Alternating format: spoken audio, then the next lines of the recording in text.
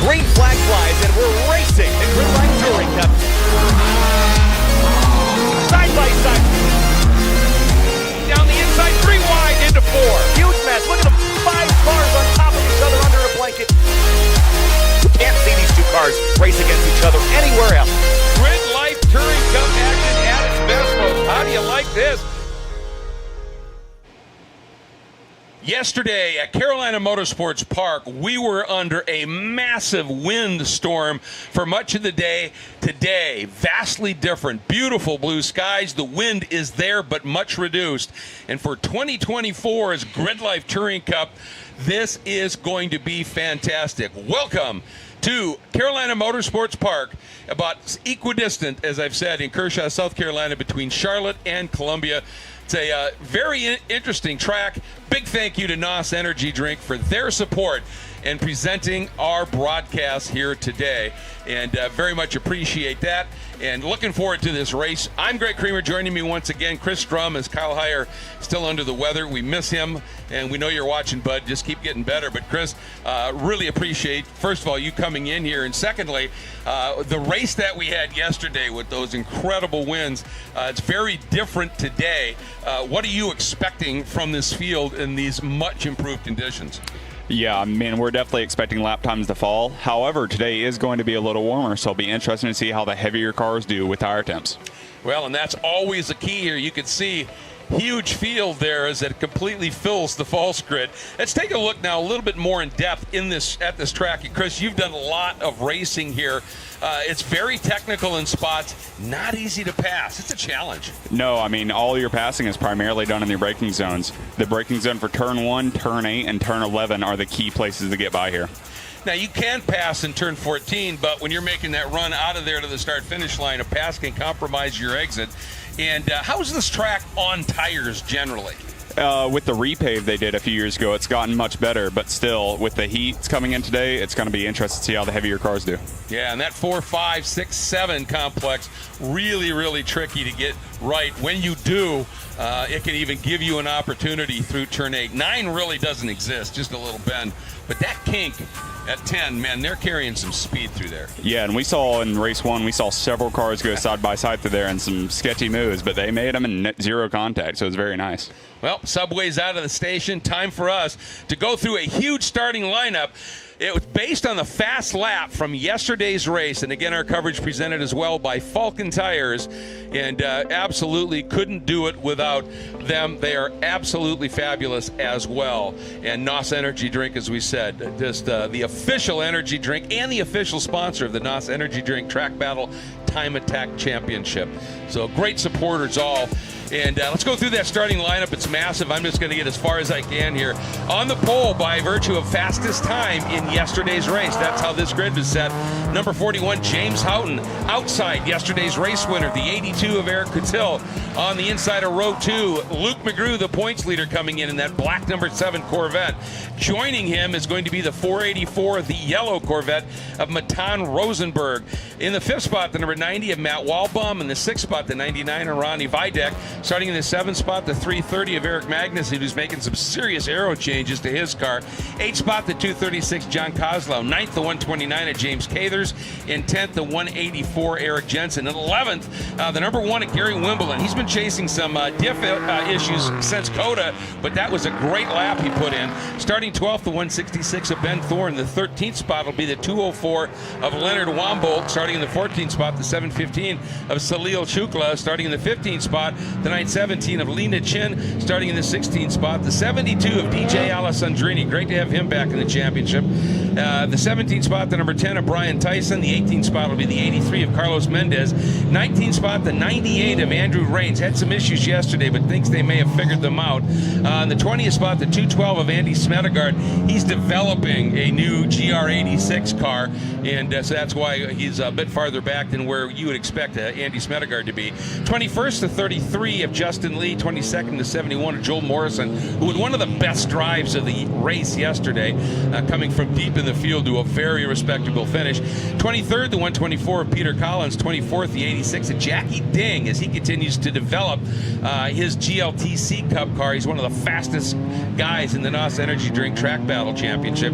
25th, the number 4 of Adam Ulrich. That, I believe, is the car that Jeremy Swenson ran for a number of years here. Then we move on to the 26th spot, the 92 of Marcus Luttrell, another guy who put together a great race from deep in the field yesterday. 27th, the 886 of Jason Wins. 28th, the 69 of James Forbes. 29th, the 84 of Thomas Lathrop. And then 30th, the number 9, Adam Griffith. Then 31st, the 171 of Clayton Fitzpatrick. 9 of Joshua Rubenstein.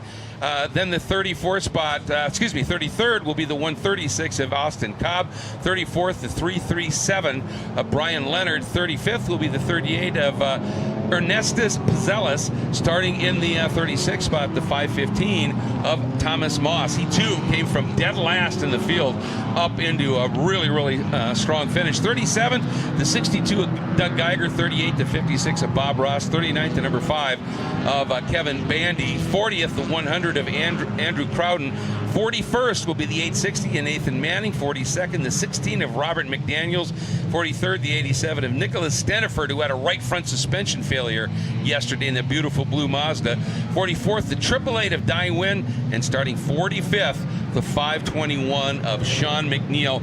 And this is a huge field, 2.3-mile track essentially, and turn 1 with a big field that's close like this, always interesting. Yeah, especially with the very short run from start finish to turn 1. We'll see competitors go 3 wide all the way through.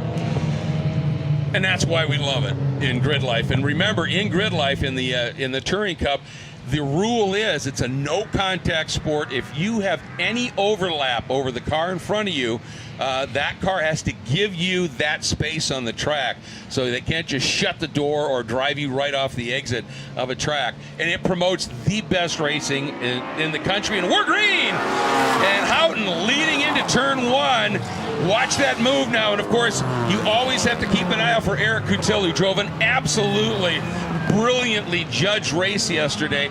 It's cool out there this morning, which helps those front drive cars a lot, Chris. Yeah, absolutely. And then I'll be excited to watch the heavier Corvettes as well. They have the extra tire over the lighter cars, but some of them started to suffer late in the race yesterday. Well, and their tires tend to fire up faster as well. But tell you up front right now, that was an absolutely superb launch by Houghton and Coutil. They've already opened up. You can see that bit of a margin back to our points leader in that black number 7.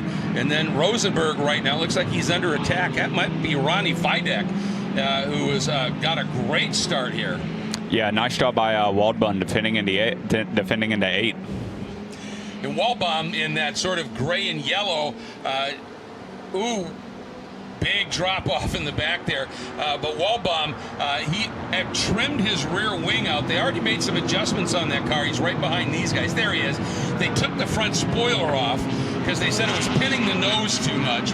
And so they wanted that to change, but he had a fair amount of wing in the car yesterday, and he said I was going nowhere on the straight. And for Ronnie Videk, they found a problem with the brake fluid and solved that, and he said we should be a little bit better, because if you remember, Videk started really well and then just faded big time. He said at one point the brake went right to the firewall, and so he was dealing with an issue. But look at Houghton starting to stretch it, and McGrew now coming after Coutil. Yeah, Videk's definitely not having any issues on the brakes today. He's attacking Waldbaum very well. And look at this, McGrew going down inside into turn 1 of Coutil, and that's what I'm talking about. Other series, you can bet McGrew would have just shut the door there, but because Coutil had that little bit of overlap, he had to give him that space. And we've seen guys in this series go through 6-7 corners side by side. But that little bit of jousting between those two guys, look out the margin that Houghton's got here. Remember, these are 12 to 15-minute races. And if you get a lead like that, James Houghton, it's going to be difficult to get by him. Yeah, and Rosenberg closed right in on that battle there after McGrew and Coutil went side by side. It allowed the people behind him close up. So Well, and this is a momentum class. You know, when you've got Honda Civics, very competitive in the class, including Corvettes. There's an LS swap V8 in the 184 of Jensen, but they have to be reined in a lot, and it's all power to weight. And as a result, all these cars racing together in one class. But when you rein a car in like that, even though it starts with big power, and there's a little error by Coutil, just lit up that unloaded inside rear, even the Vets now become a momentum car. Yeah, absolutely. I mean, when you have cars only making 200 to 230 wheel horsepower, I mean, you have to take what you can. Oh, look at this. Nice move there. Wall bomb. While Vidak there in that number 99 trying to work on Rosenberg, and wall bomb taking advantage. Now he's got the inside through 14. That may have been an unintentional tap. Wallbaum looked like he went to throttle and the back end stepped out and may have tapped Vidak and knocked him off track. He got right back on again in a big hurry, but the 236 at Kozlow and that silver BMW really putting on a great run here early. Started 8th, already up to 6th. Yeah, Kozlow was in the right place, right time to take advantage of that area there. And that's a big part of it, is opportunity. You've got to be opportunistic when something happens here. You know, this track, not easy to pass on to start with, and you've just got to jump on those opportunities. That was a really, really nice move. And the other guy, we were talking about Eric Magnuson. I said he made some big aero changes. You were the one who was telling me about that. What's he done? Yeah, he's taken the rear wing off of that car completely. And so with the power to weight formula of GRIDLIFE, that allows him to add power or take weight, and I believe he's went the add power route. It's always nice when you get, especially in traffic, a little more power is your friend. There's no question about that. But he is being hounded here right now by the 129 of James Cathers. And at the opening round at Circuit of the Americas, Cathers was one of the really quick guys out there. And he's all over the back of Magnuson. Now, Cather has that big wing. He gets a great drive through the kink now, turn 10, and is on the inside and might not that lack of, but look at the acceleration coming out. Magnuson now on the inside at 12, and now this is the definitive increasing radius corner, but with that overlap, Cater's just able to stay right there. I wonder if that rear wing in these cooler conditions is firing up Cater's tires a little bit quicker. Oh yeah, and Magnuson's clearly struggling in the higher speed corners and in the braking zones, so that might have not been the right move to make. Yeah, always looking for that straight line, if at all possible. There's the gap between Vidak in the 7th spot and Magnuson in this great battle with Cathers. Jensen is in that as well, in that LS V8 swapped Scion, essentially. And it's so cool to, you see that car, then you hear it, and you go, boy, that's different.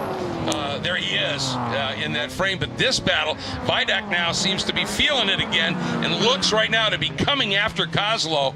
And again, we're 9 minutes left at this point, and it can happen anytime between 12 and 15 minutes.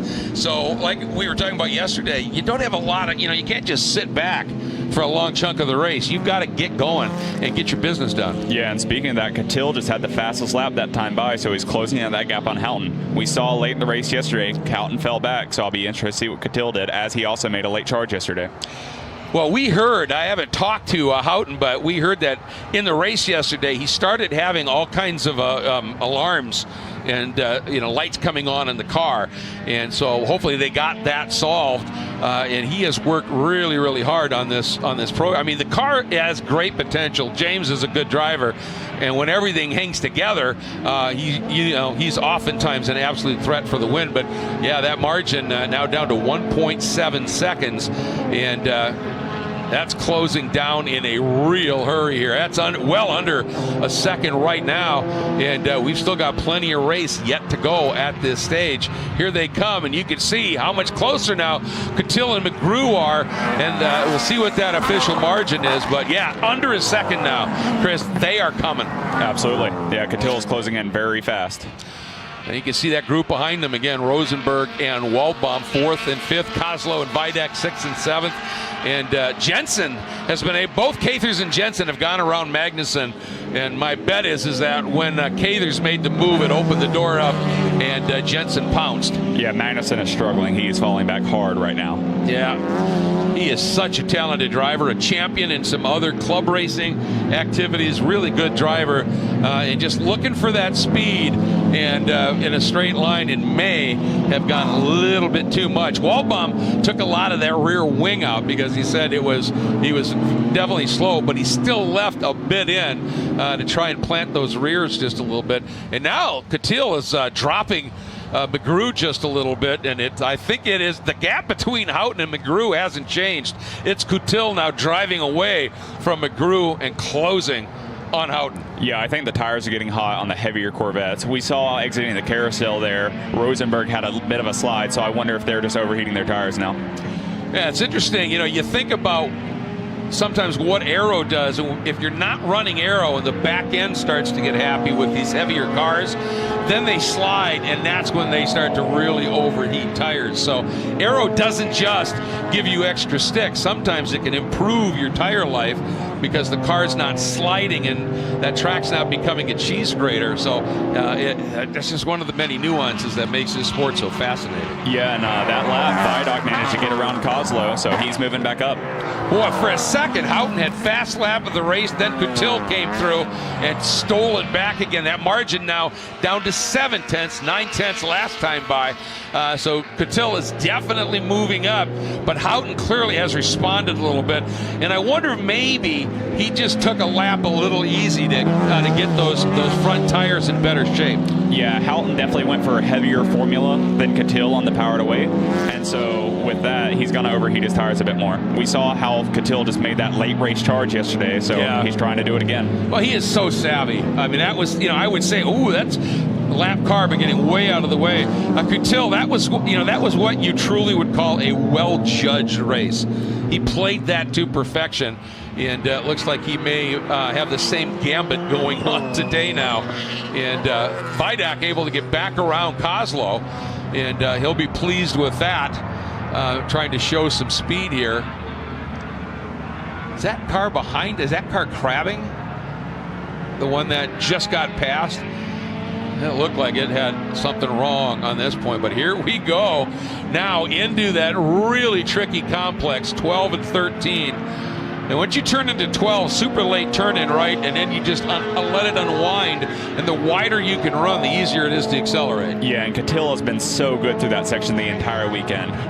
Look at this gap here. Oh, it's coming down as we are now under 5 minutes, but that could be even shorter here, and we're going to see. And yeah, Houghton is slowly dropping in to the grasp of Eric Coutil. The margin now 4 tenths of a second officially at the line.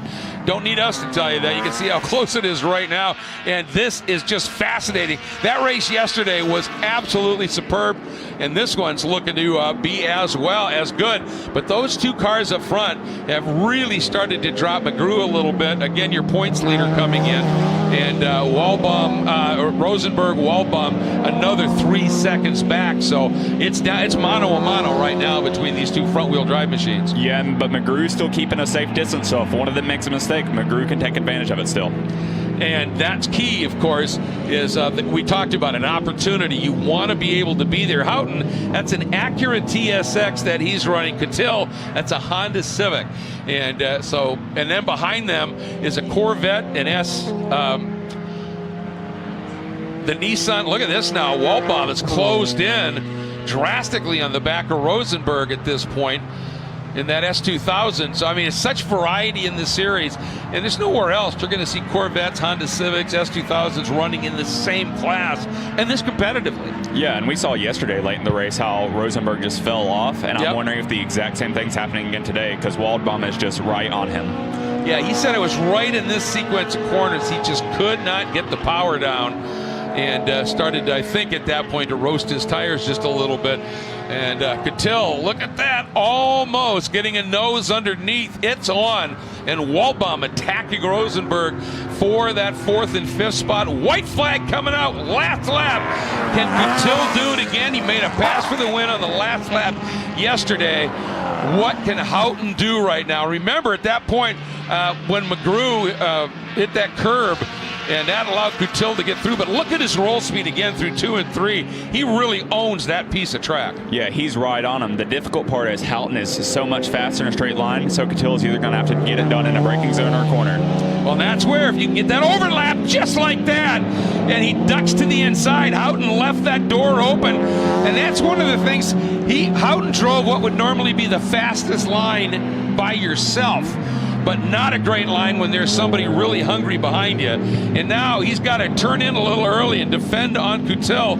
He still was a little wide there, but it didn't hurt him too much. But like you said, he's got straight line. And although Coutil in that draft, Coutil is using that draft a little bit. Now we'll see what happens here in this kink. Wickedly quick piece of track. And now Coutil had to get out of it. Now does Houghton defend just a little bit? You are allowed to defend. And he does when he goes wide. And Coutil ducks down underneath. In air, side by side, up into turn 12.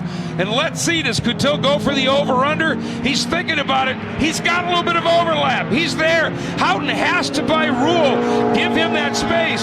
Coutil now has the nose ahead, heading into the final turn. And look at what McGrew is doing. Can the Corvette over-under here and beat them both to the line with the grunt? Here he comes. Coutil trying to defend Houghton, but it's now McGrew in second. Houghton trying to get after it at the line. How close do you like it, folks? Coutil gets the second win by a 10th over McGrew. The top three, Chris, covered by under a quarter of a second. Yeah, and for the second race in a row, we see McGrew drag racing Houghton to the line and beating him out. Absolutely unbelievable. Boy, I'll tell you, this GridLife Touring Cup racing is exceptional. And look at this group flashing through here. And I hate to see what happened with Magnuson. He was so quick.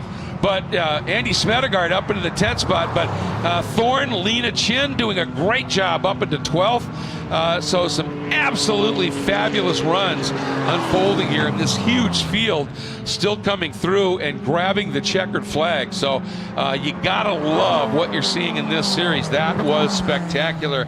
And again, just another superb drive by Eric Coutil. Yeah, I love the move Coutil made in turn 12. He did the crossover on Houghton and just executed it perfectly.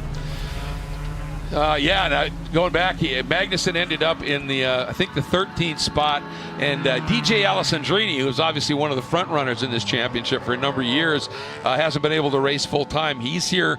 A gentleman called him and said, "Hey, how would you like to drive my Corvette here?" And he said, "I'd love it." And so that was really, really cool. But let's go back and take a look at that, at the replay of some of the racing that unfolded here as we get ready to go. Is this race one or this race? All right, there's the start, and you can see it right there. Houghton just getting into the lead. And what really helped him in the early part of this race, once McGrew there was able to clear it, he got up there and really started to battle with Coutil, and that gave Houghton a nice margin. Yeah, absolutely. And then you can see Vidoc there. And this is what we're talking about. All this side by side. Neither driver is at the optimally fast line at this point. And Houghton looked in his mirrors and said, "Thank you," and took off at that point and started to open up a really big lead. But then you see that little bit of light up. And it wasn't hugely costly there because that was the unloaded tire. But they were still racing. And there you can see the margin. And that was Cathers, I think, that went off. No, that's that was Vidoc. That was Vidoc, okay, who dropped back a little bit. Yeah, it certainly was, and he fell back. That's what happened with him. And I don't know if he got forced off. Was that when Walbaum got sideways and just ticked him? Yep. And then this beautiful move here by Cathers as he is working up on Magnuson, and Magnuson was just sort of falling down through the field, and some good battling going on right behind these guys as well. Jensen right in the middle of that. And now here's Vidoc trying to come back and take a run at the 236. The silver BMW of Kozlow eventually would make that move. Yeah, it was a great drive by Kozlow, making up positions from P8, but unfortunately could not hold off the charging Vidoc. And then as the race got into its waning moments, Houghton looking in his mirrors and seeing that white number 82, the Civic, closer and closer in his mirrors. And he just continued to whittle that margin down, got it down at one point to finally under a half a second. And on the final lap, this battle got fierce. But it was taking a little bit of time here, and you could see all the while McGrew easing his way closer and closer. Yeah, McGrew absolutely took his opportunities there on the last lap, and that's how he's fortunately able to get P2. And remember, he came in as the points leader, and so he hasn't got a win yet here, but he did get 3 points for pole, and he's closing in, adding some more points here. And there you can see, no question, the back of Matan's car really loose. Yeah, he was struggling for rear grip pretty much from the race start. Yeah, and just struggling to get the power down. Then the white flag came out. You can see right there how close that margin was.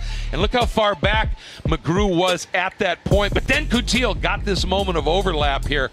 And once you get that and you get to the inside, for McGrew, he's going, oh, I might be able to do something here if they're like this all the way through this lap. And he just was sort of inexorably closing in a little bit. Yeah, and I'm loving the line Coutil's taking through turn 8. It's a bit different than Houghton and others he's seeing. He's using a lot of curb, but able to get a great drive off the corner. And then Houghton right there, I think maybe looking in his mirrors and went a little bit wide. And then once again, look at Coutil over under. And right there, just gets the nose up inside. That gives him the overlap. Houghton cannot turn in like he may have wanted to. And look at this last corner run. McGrew now down to the inside, and Coutil leading through. Houghton has a lot of horsepower, but not quite the torque of that Corvette. And you can see there, Houghton started to come back at him, but it was too little too late. And just an incredible finish. This is GLTC racing at its finest. Yeah, that was a fantastic run by McGrew out of the last corner. He saw his opportunity and took the perfect line to get the drive out. Yep, that was fabulous. Look at the size of this paddock and look how full it is. This place, GRIDLIFE, and the South Carolina Festival here. The music last night, and especially tonight, absolutely insane as well. And we've got drifting, we've got all kinds of racing activities in different categories that are here. And you can see the fans at the fence here getting all set to go. So, Chris, once again, thank you for a great call and for filling in for Kyle. And you can see the fans lining the fences. Want to remind everybody, join us again about 2 o'clock Eastern time for, it's a little new format, our live 4-hour broadcast where we will cover the final 2 races of GLTC, the final 2 races of the Rush SR series for the little prototypes. We'll also have the NOS energy drink track attack battle that's going to be fantastic, and that is a podium sprint. We'll explain that in a little while, and also have some drifting for you to enjoy. We'll be back with you for that right around 2 o'clock or thereabouts. Tune in, watch it. It's going to be fabulous. I'm Greg Kramer. Thanks again to Chris alongside, and Kyle, we miss you, buddy. Keep getting better, and we'll see you a little bit later today, folks. Owning a car can be expensive.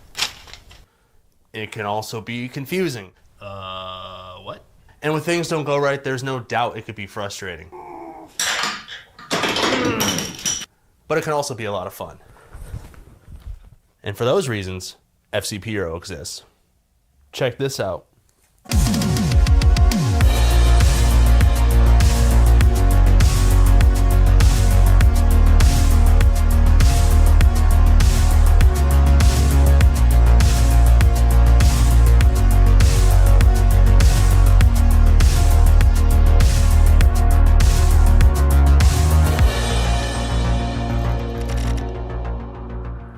Do you and your car a favor and head over to fcphero.com to learn more. From the moment it leaves the factory, critical parts of your engine are building up deposits. And at Valvoline, preventing these damaging deposits isn't enough. We've revolutionized a way to reverse them. Introducing Valvoline Restore and Protect. The first and only motor oil that returns pistons to factory clean by removing up to 100% of deposits with continuous use. Restore your engine to perform like new. With Restore and Protect, another first from Valvoline.